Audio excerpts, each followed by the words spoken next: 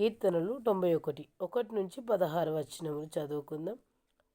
మహోన్నతిని చాటున నివసించువాడే సర్వశక్తుని నీడను విశ్రమించువాడు.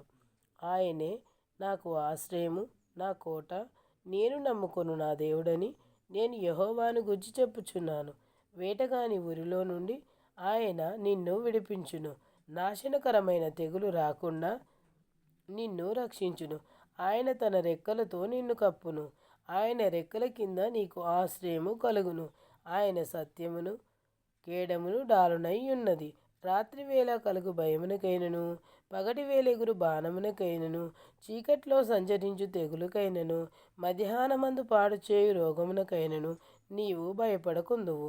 నీ పక్కను 1000 మంది పడినను, నీ కుడి పక్కను 10,000 మంది కూలినను అపాయము నీ యొద్దకు రాదు. నీవు కనులారా చూచుచుండగా భక్తిహీనులకు ప్రతిఫలము కలుగును. యెహోవా, నీవే నా ఆశ్రయమని నీవు మహోన్నతుడైన దేవుణ్ణి నీకు నివాసస్థలముగా చేసి ఉన్నావు. నీకు అపాయమేమీ రాదు, ఏ తెగులు నీ గుడారములో సమీపించదు.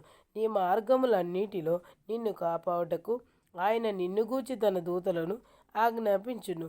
నీ పాదములకు రాయి తగులకుండా వారు నిన్ను తమ చేతుల మీద ఎత్తి పట్టుకొందురు. నీవు సింహములను నాగుపాములను తొక్కెదవు, కొదమ సింహములను భుజంగములను అణగదొక్కెదవు. అతడు నన్ను ప్రేమించుచున్నాడు గనుక నేను అతన్ని తప్పించెదను. అతడు నా నామం ఎరిగినవాడు గనుక నేను అతన్ని ఘనపరచెదను. అతడు నాకు మొర్రపెట్టగా నేను అతనికి ఉత్తరం ఇచ్చెదను. శ్రమలో నేను అతనికి తోడై ఉండేదను.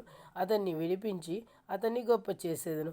దీర్ఘాయువు చేత అతన్ని తృప్తిపరిచెదను. నా రక్షణ అతనికి చూపించెదను. దేవుడు పరిశుద్ధ వాక్యమును దీవించునుగాక. ఆమేన్.